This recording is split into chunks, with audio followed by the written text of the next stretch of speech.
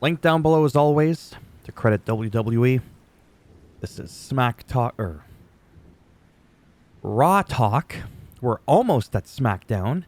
And this happens very rarely, but I completely forgot yesterday to watch wrestling because I always watch it the day after because I'm in bed when the shit goes live because I wake up at like 3 or 4 o'clock in the morning. So by the time 8, 9 o'clock at night rolls, I'm done. I'm relaxing in bed. Where is my cheat sheet? I need my notes. Yeah, so Seth Rollins opened up the show to discuss how he had messed up his knee. And it's a real injury. It's not a scripted one. Gunther came out a la Paul Heyman style where he praised him, but at the same time put him down. But nobody jumped him, which was nice. It was just kind of like a nice gesture there. And then Xavier and Kofi Kingston of the New Day jumped Imperium, which rolled into their match and ended up in a double countout. But it was actually still a good match, even though I didn't like the way that it ended because it went into the audience, and it was just great. It was really, really good. Really enjoyed that right there. Then we had, we could see a little picture of it there. Then we had backstage Judgment Day, Rhea and Damien that were bickering about how to handle just Judgment Day business in general. I think something's just going to give eventually. I'm not too sure what. R-Truth wasn't there, sadly, in that moment. I would have liked to have seen more R-Truth. Ivy Niles versus Valhalla. First time I personally see Valhalla wrestle, and it was better than I expected. Ivy Niles did defeat her. Yeah, because I know, again, Valhalla, I think, is from NXT. And so is Ivy Niles. But I've seen Ivy Niles in action. Like I said, Valhalla, first time. And she didn't look awkward and uncomfortable, like, no offense, some people that wrestle on the regular. I mean, I don't know what she does when she's not on the show in general, right? She could be practicing, but the point is, I've never seen her. She just goes in there, and it was pretty decent. Seems like a safe worker as well. Nia Jax. Backstage, the New Day run into Jey Uso really quick. He's excited for them. And a quick interview. Kofi was actually pretty decent on the mic saying, you know what, never mind the pancakes and the unicorns and all that silly stuff. Like, they're serious competition, and it's true. In wrestling, sometimes we mistaken too much comedy for being incapable. So you look at somebody like R-Truth, he's getting like the Santino Marella treatment, but he's a very serious competitor. So that was a good little shot there on the microphone. Nia Jax came out. She's been undefeated since she's come back into singles competition in September. And she does prefer, in real life, talking about this, she does prefer being a heel. And she does a good job at what she's doing. I'm just saying I prefer her as a face, because overall as a heel, I'm just like, whatever. Becky Lynch came out to confront Nia, then Bayley as well, and then all three ended up attacking one another. And backstage, Becky and Rhea run into each other super, super quick. There's no sneak attacks, nothing. That was kind of neat. Backstage, Miz and Truth chat quickly about Miz's match with Dirty Dom. Truth is just hilarious. Like, don't tag in. And Miz is like, it's a singles match. I get it. If you don't want me to be there. It's like, I don't know, man. It's just, I love it. I never, ever grow tired of Truth, man. It's just amazing. So Dirty Dom comes out with JD and Finney versus The Miz. Oh, yeah, it's right here. Sorry, Dirty Dom. Mysterio did defeat The Miz. Everyone was calling for Truth to come out. I was hoping he would have come out, but he didn't. Constant interference from the outside led to Miz losing.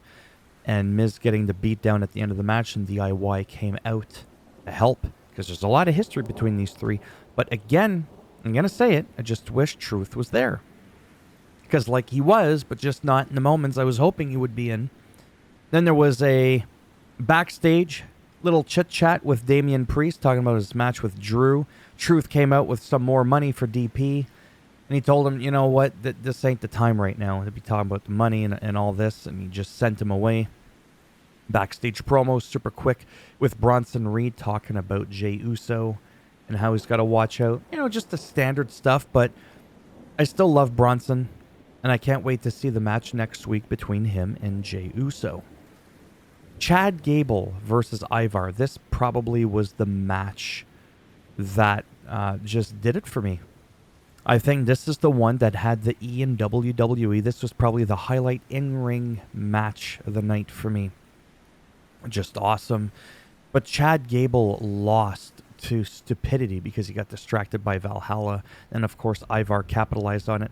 Listen, Ivar is such an amazing, credible threat. You don't need Valhalla to distract anybody for him to get a clean win. But it is what it is.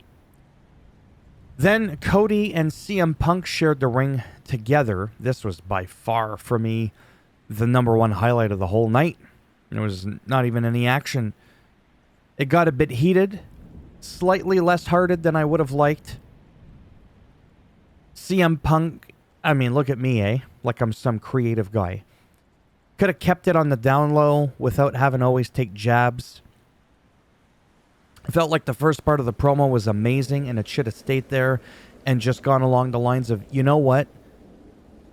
When it's all said and done, because Punk was talking about, like, I still want to be friends at the end of this, but friends don't take cheap shots at each other and say things like, I'm more the American dream than you are, kind of thing, and all this sort of stuff, even though he's the American Nightmare. But anyhow, and then Cody Rhodes says, I'm more CM Punk than you are, and then that got him triggered. It's like they should have just kept it lighthearted, respectful, and been like, look, two different paths, same destination, let the best man win.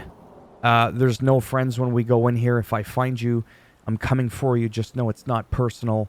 And I just kind of feel like they should have left it at that and hugged it out at the end. I know it sounds corny and cheesy, but I'm just being real. But I mean, I didn't hate it. I just, And then we had Indy and Candice versus Shayna and Zoe. Good match, but no offense. I kind of knew Zoe and Shayna would win just because they're more dominant in the ring. There's just a weirdness with some of the people, and it may sound rude. Maybe it's because they haven't grown on me, but no, actually, it's not because they're new. Because even when Zoe and Shayna were new, I said the same thing about them from day one. Look at my track record. Look it up. I've been very consistent. But people like Tegan Knox and Indy and Candice, I kind of group them in a category, and it sounds really rude. I'm not saying they're not good. I'm not saying I could do a better job. There's a bit of a weird telegraphing awkwardness to some of them that I just don't see from other competitors. I just don't see them at all from other people. Like Zoe and Shayna, like I said, are just beasts in the ring, and they're just incredible. Again, I'm not saying they suck like the other people that compete. I'm just glad that the match ended the way that it did. A lot of anger, as always, in the backstage match with Drew. But at the same time, not as much anger as this here, man. R-Truth just got... it was hilarious, man. Drew McIntyre again defeated... Not again, but defeated Damian Priest, but... Truth did cost DP the match by accident, asking for the pin code for the Money in the Bank briefcase. And he got pissed, so Damian ended up losing, but... Also, backstage Damage Control ran into Natty and Tegan. Don't get me wrong, I do like them. I hate the direction of Natty's character. The I'm always losing, I can barely win. I feel like it's really hurt her character. Because she's a badass. Personally, and in the ring. Like, she really is. It's not that she isn't now, but she's being jobbed out. She's over-putting people over too much. John Cena did the same thing. He's paid his dues. He's putting people over, but he's almost overdoing it to the point where it's actually hurting his character a little bit. And I don't know. That's just how I feel. And then during that little chit chat with Damage Control running into Natty and Tegan, we had Jinder Mahal with Indus Sher and talked to Adam Pearce, who was there. Jinder wants to know about his future. I do as well, because like I said, I am a huge fan of him. And I mean, overall, truth be told, I'm a fan of everybody. It's not like there's a person here. I don't know these people, right? I don't hate them. When I say, oh, I can't stand that person, it's from a scripting perspective. It's from a story perspective. is what I mean by that. It really does look like a mushroom head, eh? That JD, he's funny. In his picture there. And then she looks like she got murdered by a pumpkin. And then we won't get into that because vice of conversation there with some of the paint. But, yeah. Really wondering what's going to happen with Seth in the future, too. If they're going to... I don't think they're going to strip him of the title, but it is going to be interesting how they're letting him keep the title because other people have had injuries. And right away, they take the title, and he's going to be not out, but he's going to be needing some recovery, some rehab for a good 3 or 4 months. So, anyhow, that's it for this. Thumbs up if you liked the video. As always, does greatly help support the channel. And that's cool. Coming next year, Netflix is going to be home of WWE Raw. That is going to be interesting. What about SmackDown? Who knows?